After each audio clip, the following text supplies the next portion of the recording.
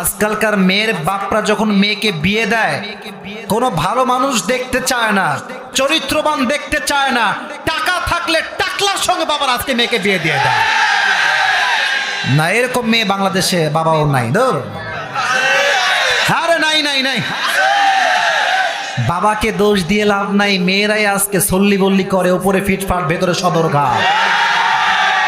দেখবা একটা মেয়ে কয়েকদিন আগে, নামটাম বলবো না, জাস্ট ফর অ্যান এক্সাম্পল বলছি, for an example, just you have to take it as an example and nothing else, please বুঝবেন।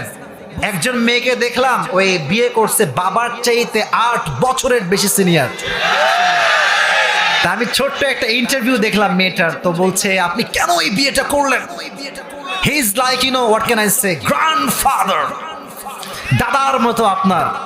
তো বলছে যে আমার তাকে ফিল হয়, তারে আমার ভাল লাগে। আমি বললাম ওরে বাটপার, ভাল লাগে না। It's not about feelings matter, it's all about money matter and nothing else.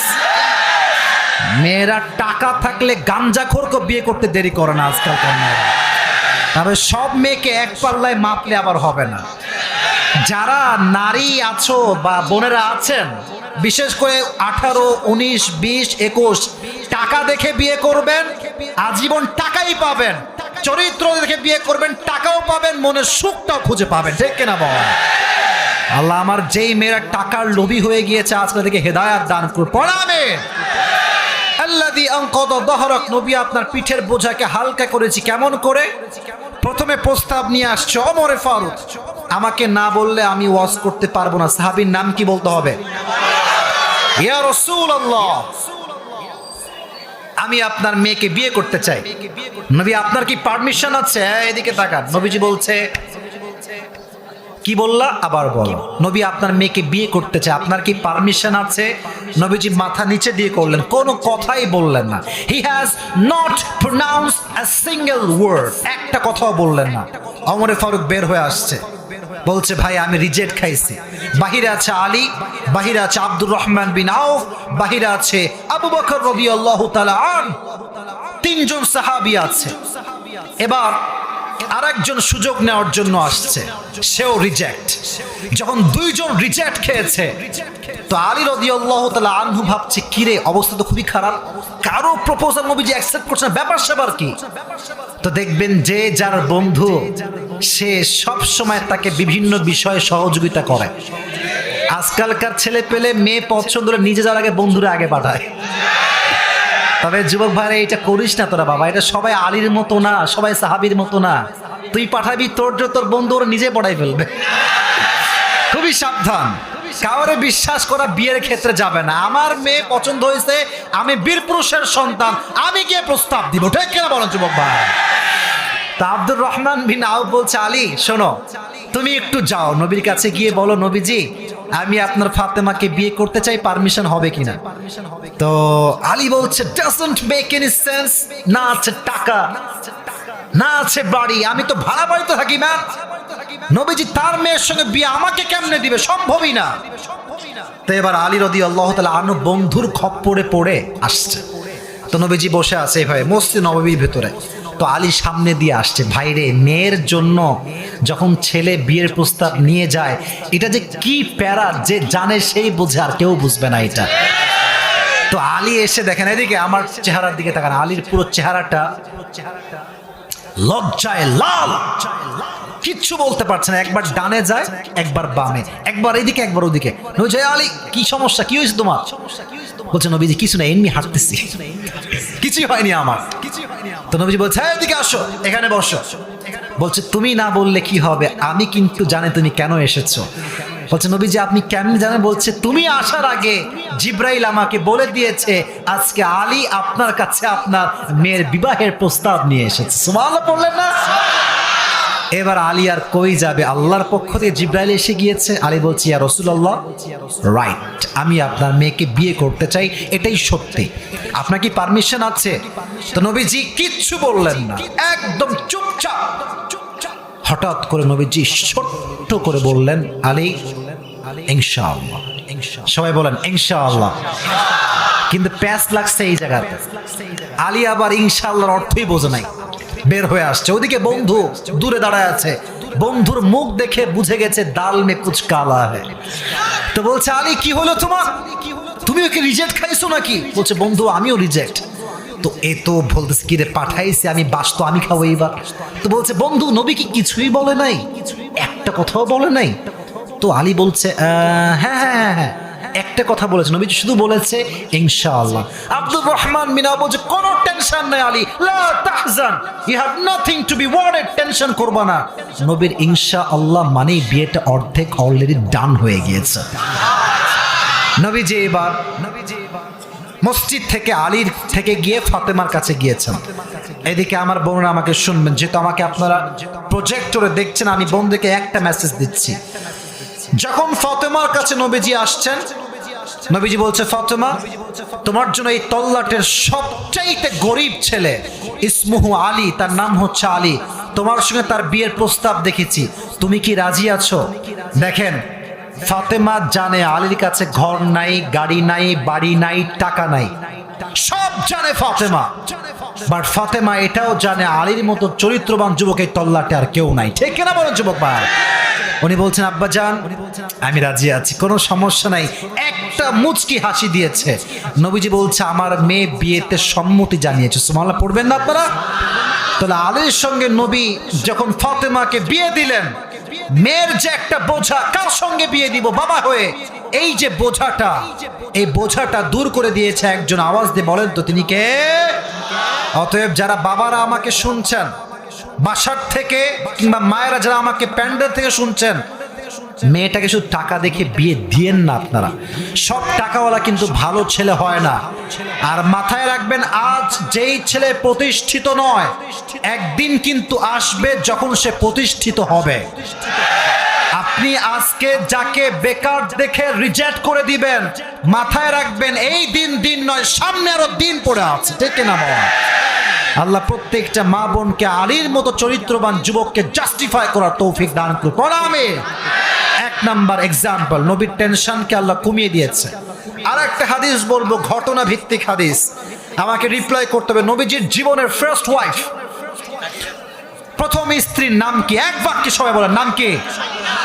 খাদিজাতুল কুবরা রাদিয়াল্লাহু তাআলা আনহা। আমি কিন্তু বাধাবার জন্য প্রশ্ন করছি না, জাস্ট আপনাদেরকে মোটিভেট করার জন্য। আপনি বলেন নবীজির বয়স কত ছিল যখন নবীজি খাদিজাকে বিয়ে করেছে? ভয় পাচ্ছেন? বলো না কত বছর? 25। আর খাদিজার বয়স কত ছিল? তাহলে মোট গ্যাপ কয় বছরের? 15 বছরের গ্যাপ। নবীজি একদম হত দরিদ্র ছেলে, টাকা নাই, পয়সা নাই, গাড়ি নাই, বাড়ি নাই, কিচ্ছু নাই। নবীজির টেনশন আমি কেমনে নিজের পায়ে দাঁড়াবো। আল্লাযী আনকাযা যাহরাক। আল্লাহ বলছেন নবী টেনশন আপনি করবেন না, আপনার দুঃখ কষ্ট সবকিছু দূর করে দিবে একজন। আওয়াজ দিয়ে বলেন তো তিনি কে? নবীজি এবার ব্যবসা শুরু করলেন, লম্বা একটা ব্যবসার সফর। নবীর বয়স যখন 25 বছর, নবীজি ব্যবসা খাতে খাদিজার সঙ্গে সাক্ষাৎ করলেন ব্যবসার খাতিরে। যখন নবীজির চেহারা খাদিজা দেখলেন, এত সুন্দর চেহারা, সুশ্রী মানব, হ্যান্ডসাম যুবক, খাদিজা বলেন আমি আমার জীবনে এত সুদর্শন পুরুষ আর জীবনে কখনো দেখি নাই। সুবহানাল্লাহ নাই আপনার সবার? আচ্ছা যুবক ভাইরা, জেনাদার ভাইরা, নবীর মতো সুন্দর এই তল্লাটে পৃথিবীতে আর কেউ কি হতে পারে? নবীর কথা তো আসতে বলেন, কেউ হতে পারে? নবীর মতো হ্যান্ডসাম, দেখতে অসাধারণ সুন্দর দ্বিতীয় কোন মানব কি আল্লাহর জমিনে দ্বিতীয়টা আর কেউ হতে পারে?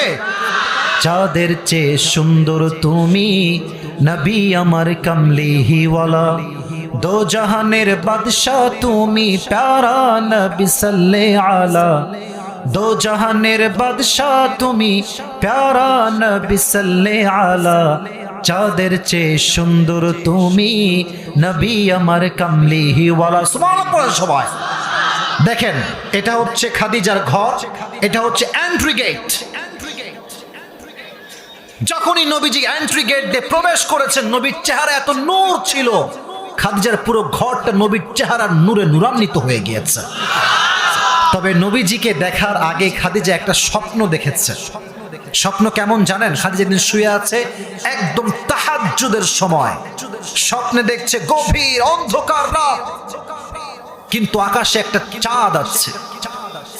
চাঁদ যখন দেখেছে, চাঁদের দিকে তাকানোর সঙ্গে সঙ্গে চাঁদটা আসমান থেকে জমিনের দিকে খাদিজার বুকের দিকে লম্বা টানে চলে আসছে।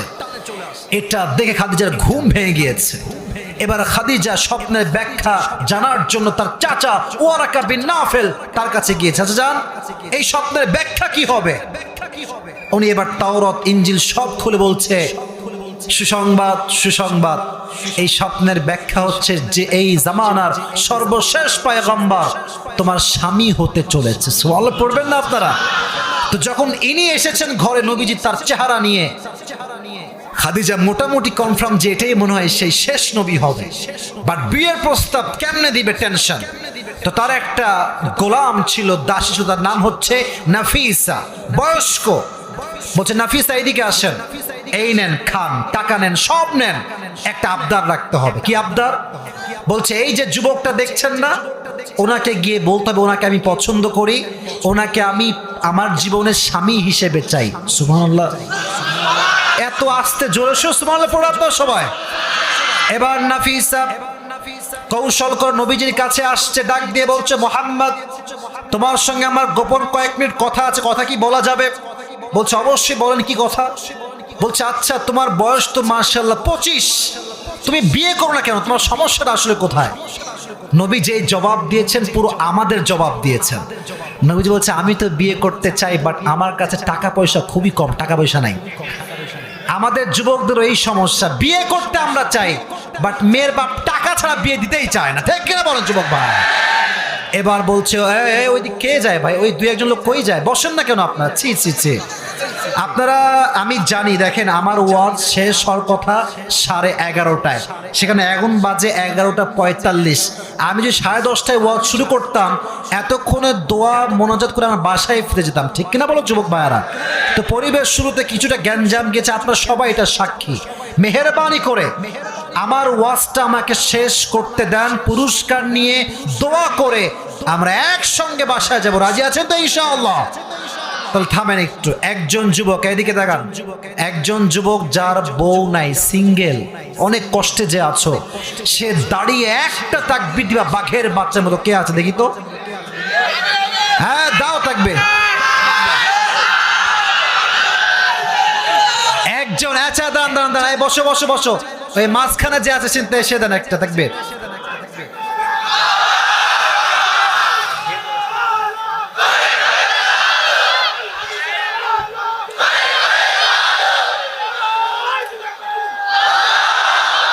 এটা কে? এটা কে? এর মাথায় কি সমস্যা আছে? আচ্ছা আচ্ছা, সমস্যা নাই। যে তাকবীর দিয়েছে ভাই, আপনি বউ পাবেন না। আপনার যে সাউন্ড, এই সাউন্ডে বউ পাওয়া যাবে না ভাই।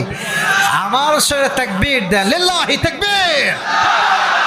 আমি এতক্ষণ কথা বলে ক্লান্ত হলাম না, আপনি একটু ক্লান্ত হয়ে গেছেন? হইল। এবার আসেন, নবীজি বলছে টাকা পয়সা কিচ্ছু নাই, বিয়ে কেমনে করব? নাফিসা বলছে ও মানি ফ্যাক্ট, মানি প্রবলেম, কোনো ব্যাপারই নাই, এটা আমার কাছে সমাধান আছে। বলছে কি? কি সমাধান? বলছে এমন একটা মেয়ে আমার কাছে আছে, যেই মেয়েকে বিয়ে করলে টাকা দেওয়া লাগবে না, পয়সা দেওয়া লাগবে না, বরং সেই মেয়েটা আপনাকে আরো বেশি দিবে। সুবহানাল্লাহ পড়বেন না আপনারা? নবীজি বলছে আর এই মেয়েটা আবার কে রে? বলছে তার নাম কি? মাসমুহা। তার নাম কি? তো সে বলছে তার নাম হচ্ছে ইসমুহা খাদিজা। নবীজির অবাক করা বিষয় হচ্ছে নবীজি খাদিজাকে প্রথম দেখার থেকেই পছন্দ করে। সুবহানাল্লাহ পড়ে সবাই। কিন্তু বিয়ের প্রস্তাব কেমনে দিবে? তিনি কোন পজিশনে আছেন আর তিনি কোন পজিশনে আছেন? লম্বা বড় কোনি, আর ইনি খুবই গরিব মানুষ। তো তিনি এবার বললেন ঠিক আছে, আমি রাজি আছি, বাট আমার একজন চাচা এখনো জীবিত আছেন। চাচার নামটা সবাইকে বলতে হবে। নাম কি? আবু তালেব। বলেন নাম কি? আবু তালেব। বলছে তাই, তাহলে চাচাকে নিয়ে তোমরা আমাদের বাসায় আসো। এবার নবী চাচাকে নিয়ে ওনাদের বাসায় গিয়েছেন, কথাবার্তা হয়ে গিয়েছে, বিয়ের সব কিছু ফাইনাল, কবুল পড়ে বিয়েও হয়ে গিয়েছে। বিয়ের পর দেনমোহরের দরকার। যুবক ভাইয়ারা কথা বলো, আছে না নাই? কথা কয় না, আছে না নাই? আজকাল তো দেনমোহর নিয়েও মারামারি। দেনমোহর যখন তুমি লিখবা 1 লাখ, শূন্য কিন্তু হিসাব করে লিখো বাবারা। একটা শূন্য বেশি হলে 1 লাখ থেকে 10 লাখ হয়ে যাবে। ঠিক কিনা বলো? আর যদি বিয়ের পরে তোমার বউ একটা কুটনি, দাজ্জালনি, খেসানি, তাহলে বুঝবা কত ধানে কত চাইল।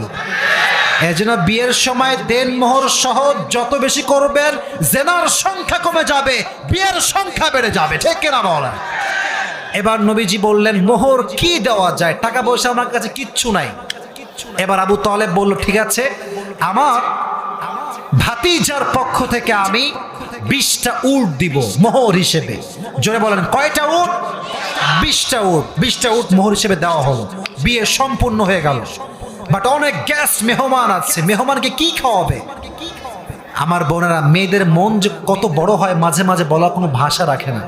খাদিজা বলছে আমার স্বামী তো টাকা পয়সা খুবই কম, তো যাও আমার কাছে যে 20টা উট আছে, এই 20টা উট ওয়ালিমা হিসেবে সবাইকে খাওয়ানোর জন্য আল্লাহর জন্য জবাই করে দাও। সুবহানাল্লাহ পড়লেন আপনারা? 20টা উট জবাই করা হলো, নবীর সঙ্গে বিয়ে ডান হয়ে গেল। এবার আসেন আমার আয়াতের তাফসিরের মূল মেসেজ। নবীজি বাসর ঘরে বসে আছেন, খাদিজা নবীজিকে বলছেন নবীজি একটা কথা শুনবেন তো আপনি? বলছে হ্যাঁ শুনবো। বলেন কি কথা? বলছে আমার যে সম্পত্তিগুলো আছে আমি আপনার জন্য সমস্ত সম্পত্তি অর্পণ করতে চাই। সুবহানাল্লাহ পড়বেন না আপনারা সবাই? আর নবী যখন 40 বছর বয়সে ওহী পান, হাদিসে আছে স্পষ্ট, খাদিজার সমস্ত সম্পত্তি নবীর পায়ের নিচে বিলীন করে দিয়েছে। সুবহানাল্লাহ পড়ে সবাই।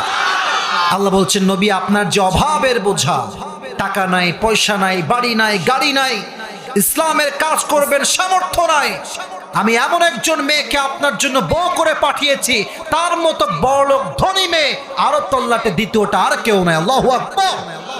এজন্য আল্লাহ তাআলা বলছেন ওয়াদানা আনকা ওয়িজরাক আল্লাযী আনকাযা যাহরাক, ও নবী আপনার পিঠের যত বোঝা, যত কষ্ট, সমস্ত কষ্টকে হালকা করে দিয়েছে। একজন আওয়াজ দিয়ে বলেন তো তিনি কে? এই ছিল নবীজির পিঠের বোঝা হালকা হওয়ার তাফসীর।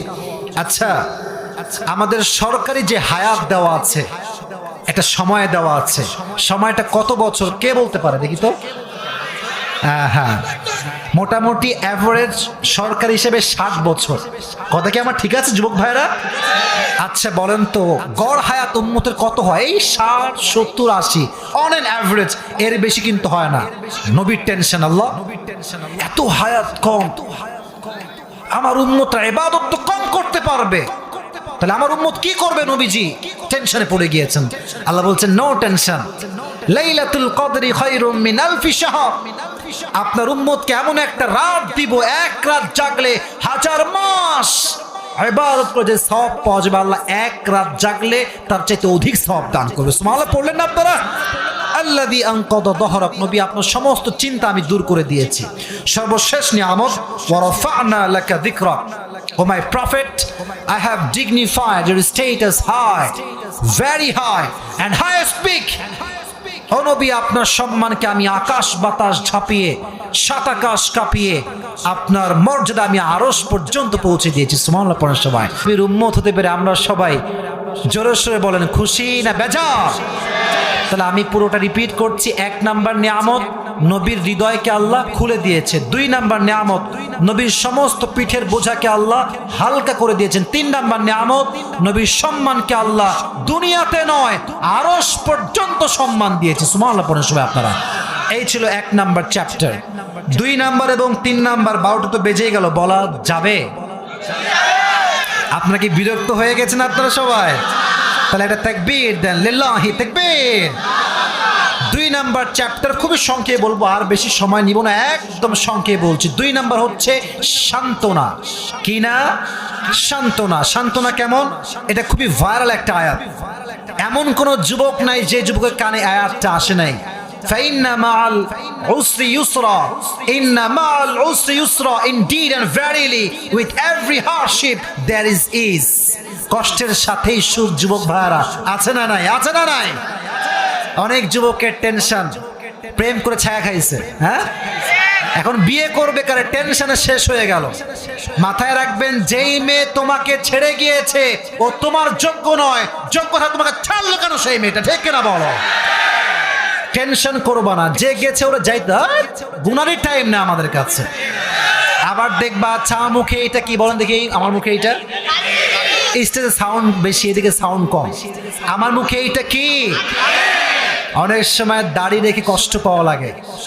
অনেক মেয়ে দাড়িওয়ালা যুবককে পছন্দ করতে চায় না। যেই মেয়ে দাড়িকে পছন্দ করতে চায় না, কথা নাই, কোনো অভদ্রতা করাই যাবে না। কথা একটা, বোন আমার দাড়ি পছন্দ হইল না, বিয়ে করবেন না, ওকে থামেন, আপনার জন্য কোরিয়ান থেকে বিটিএস নিয়ে এসে আপনাকে বিয়ে দিব আমি। বিটিএস কি হিজড়া না পুরুষ ওইটা আমি আর বলতে চাই না। যেই মেয়ের দাড়ি পছন্দ করে না তার মেয়ের ব্যক্তিত্বে চরিত্র সমস্যা আছে, ঠিক কিনা বল? এই সমস্ত মেয়েগুলোকে হেদায়াত দান করুন, পড়া আমিন। তো দাড়ি রাখলে মাঝে মাঝে মানুষ কয়, কিরে তুই কি জঙ্গি খাতায় নাম লেখাইছিস না, কিরে তুই কি মৌলবাদী হয়ে গেলি না, কিরে? বলবে একটা কথা, দাড়ি আমি রেখেছি আমার নবীর জন্য, জীবন যাবে দাড়িতে আমি হাত দিব না, ঠিক কিনা বলো যুবক ভাই? ফাইন্না মাআল উসরি ইউসরা, ইন্না মাআল উসরি ইউসরা। যত কষ্টই আসুক, কষ্টের সাথে সুখ রেখে দিয়েছে একজন। আওয়াজ দিয়ে বলেন তো তিনি কে? এবার আসেন সর্বশেষ 2 আয়াত, এটাই আমার সর্বশেষ মেসেজ। এবং আমরা সবাই জানি, শেষ ভালো যার সব ভালো তার। আমরা কেউ ডান বাম হব না, আমরা পুরস্কার নিয়ে দেখব আজকে পুরস্কার টাকা কে পায়। 2 নাম্বার, 3 নাম্বার কথা শুনেন ভালো করে। ফাইদা ফারাগতা ফানসাব, আল্লাহ বলছে যখন তুমি অবসর হবা, ফেসবুক চালিয়ে তোমার সময়টাকে নষ্ট করো না। আর বেশিরভাগ যুবক সারাটা দিন টিকটক চালায় বেড়ায়, আছে না নাই? বলো বলো বলো বলো। আচ্ছা, এই যে টিকটক, এই টিকটকের নাম টিকটক কেন এটা তোমরা জানো? এই টিকটক আমাদের জীবনটার সময়কে সম্পূর্ণ ধূলিসাৎ করে দিয়েছে। ভিডিও হচ্ছে 30 সেকেন্ডে, টিকটক কেন? আমি একজন স্কলার, তার নাম হচ্ছে মুফতি ম্যাঙ্ক, ইংলিশ লেকচারার, তার থেকে আমি শুনলাম what is the explanation of TikTok. TikTok কেন টিকটক? বলছে যখনই আপনি টিকটকে ঢুকেছেন, এদিকে এটা হচ্ছে আমার স্মার্টফোন মনে করেন, দেখবেন টিকটকে ঢুকলে মানুষের একটাই কাজ, ভিডিও দেখা বাদে খালি করে না করে না করে না করে না এই স্ক্রল। তো এটা যখন মানুষ করে, টিকটক টিকটক টিকটক, এই টিকটক করতে করতে আজকাল 6 এর মেয়েরা, 7 এর মেয়েরাও নষ্ট হয়ে গিয়েছে একেবারে। আমি তোমাদের কথা কি বলবো বলো? 6 এর মেয়েরা আজকাল প্রেম করে বেড়ায়। আর কিছু মেয়ে আছে বোরকা পরে পার্কে ওপেনলি ফ্রি মিক্সিং করে বেড়ায়, ঠিক না বলো? এদেরকে দেখলে মনে হবে ইয়ার ইয়ে তো অভি কে ভি জান্নাত সে ভাগ কর আই হ্যায়। দেখলে বোঝাই যাবে না এই বোরকালে 4টা বয়ফ্রেন্ড আছে। আমি কথা না জেনে না বুঝে বলি না, একটু বাড়লে জাস্টিফাই করে নিবা। আজকালকার বোরকা it's just a show off and nothing else.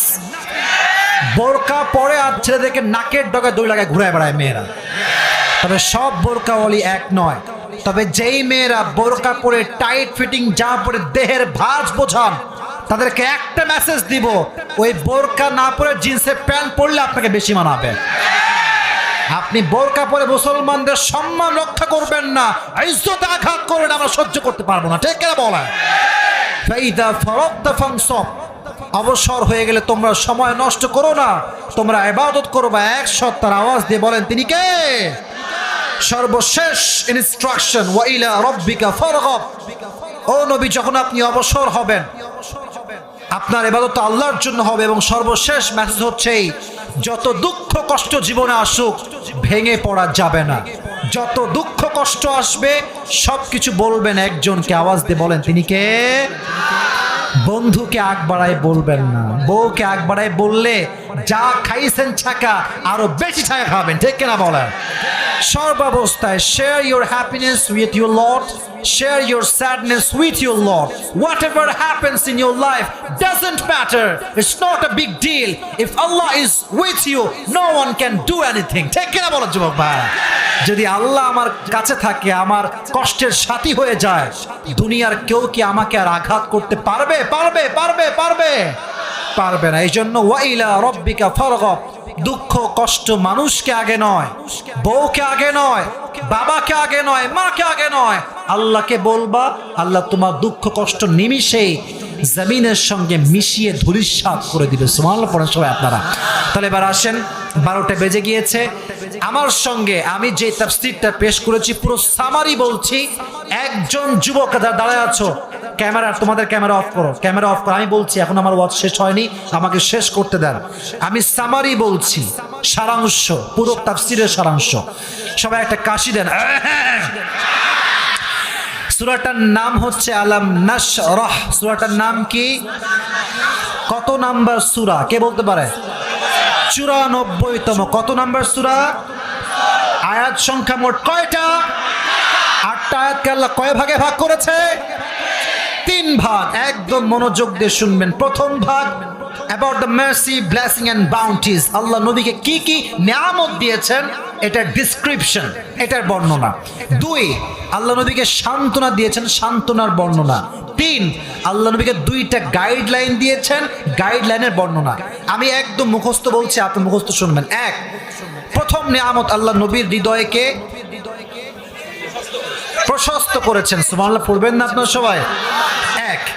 2 number, আল্লাহ নবীর পিঠের বোঝাকে ভারী করেছেন না হালকা করেছেন? বলেন না কেন? ভারী করেছেন না হালকা? 2 ভাবে। 1, ফাতেমা যখন বিয়ের বয়সে আসলেন, বাবা হিসেবে মেয়েকে কার সঙ্গে বিয়ে দিবে, টেনশন বাবার মাঝে, একটা লম্বা টেনশন, বিশাল টেনশন। আল্লাহ বললেন টেনশন করবেন না, আপনার মেয়ের জন্য উত্তম পাত্র আমি রেখেছি। নাম কি? পাত্রর নামটা কি? কর না কেন সবাই ভাই? আলীর সঙ্গে বিয়ে হয়ে গেল, টেনশন দূর। নবী আপনার টাকার টেনশন, অভাবের টেনশন, টেনশন করবেন না, এই আরবের সবচেয়ে ধনী মেয়েকে আপনার বউ হিসেবে কবুল করলাম। সুবহানাল্লাহ পড়েন সবাই আপনারা? তোরা টেনশন দূর করার তাফসীরে এরকম ভাবে বলেছিলাম 2টা ঘটনা। 3 নম্বর নিয়ামত হচ্ছে ওয়ারাফা'না লাকা যিকরাক। এই ছবিওয়ালারা, সেলফিওয়ালারা খালি সেলফি আর কিছু বোঝে না। বসো, সিট ডাউন, এখনই বসো, সিট ডাউন, বসো বসো। শুরু থেকে নিয়ে খালি সেলফি আর ক্যামেরা। এখানে তো কতগুলো ক্যামেরা আছে, সব ক্যামেরাম্যান এখানে বসে আছে। আজীব কথা, এরাও ক্যামেরাম্যান, শ্রোতাও ক্যামেরাম্যান, ক্যামেরাম্যানরাও ক্যামেরা। আমি যাবো কোথায়? আমিও ক্যামেরাম্যান হয়ে যাবো নাকি আজকে ভাই? মেহরবানি করে কেউ আর মোবাইল না, আমার কথা শুনবেন। 3 নম্বর নিয়ামত হচ্ছে ওয়ারাফা'না লাকা যিকরাক। নবীর সম্মানকে আল্লাহ কম করেছেন না বেশি করেছেন? শুধু জমিনে নয়, আরশ পর্যন্ত আল্লাহ সম্মানকে পৌঁছেছেন। সুবহানাল্লাহ পড়েন সবাই। 2 নম্বর বিষয় হচ্ছে সান্ত্বনা। এই আয়াতের ট্রান্সলেশন মুখস্থ করার। আমার সঙ্গে বলবেন, এই যে বুকে হাত দেন সবাই। Put your hand on your heart. এই যে হৃদয়ে হাত রাখেন। আমি যা বলবো আপনিও বলেন, একটু মাথায় রেখে দেন, হৃদয়ে গেঁথে নেন। বলেন সবাই, কষ্টের সাথেই আছে। একটু বলেন না, কষ্টের সাথেই আছে। অতএব কখনো কোনো টেনশন করা যাবে না। রাজি আছেন তো ইনশাআল্লাহ? আমি আমারটা বলি। আমার, আপনারা জানেন অনেকে হয়তো বা, এই রিসেন্টলি 1 সপ্তাহ আগে আমি গাড়ি অ্যাক্সিডেন্ট করেছি। জানেন আপনারা কেউ? আমার গাড়িটা একদম নতুন গাড়ি, এই মাসে কিনছি। 30-40 লাখ টাকা আমার একদিনে মাটির নিচে মনে করে। তা আমার চেহারায় কোনো কান্নাকাটি আছে নাকি ভাই? আমি স্টিল হাসতেছি। ইভেন আমি যে অ্যাক্সিডেন্ট করে আসছি, খোদার কসম, আল্লাহে, আল্লাহর শপথ করে বলছি, এখানে কোনো মানুষ ওই অ্যাক্সিডেন্ট করলে ওর কমপক্ষে 7 দিন বেড রেস্ট লাগবে। 7 দিন, কমপক্ষে 7 দিন লাগবে। আমাকে দেখেন, যেই দিন অ্যাক্সিডেন্ট করেছি তার পরের দিন থেকে একদিনও প্রোগ্রাম ফাঁকা নাই। প্রত্যেক দিন চলতেছে, প্রত্যেক দিন চলতেছে। তা আমি কেন হালকা? আমি বারবার ভাবি, ये दिन नहीं है और भी दिन बाकी है। ঠিক কিনা বলেন? জীবনে কষ্টও আসবে, সুখও আসবে। জীবনে সবসময় সুখে থাকা যায় না। যিনি প্রধানমন্ত্রী, তার কাছে সব আছে, সেও কিন্তু অনেক সময় মানসিক অশান্তিতে ভোগে, মানসিক চাপে ভোগে। ঠিক কিনা বলো যুবক ভাইরা? অতএব টেনশন নাই, কষ্টের সাথেই সুখ, আর সুখের সাথে মাঝে মাঝে কষ্টও থাকবে। আমরা ভরসা করব এক সত্তাকে। তিনি কে? সর্বশেষ 2টা গাইডলাইন, এটাই আমার শেষ কথা। 1, ফাইদা ফারাগতা ফানসাব। অবসর হলে ইবাদত করবেন কার? এই যে হাত তুলে শাহাদাত আঙ্গুলি বলেন, তুই কার? আল্লাহ। এবং সর্বশেষ, যত দুঃখ কষ্ট আছে এটা কি মানুষকে বলবেন না আপনার রবকে বলবেন? আল্লাহ আমাদের সবাইকে বোঝার তৌফিক দান করুন। আমিন।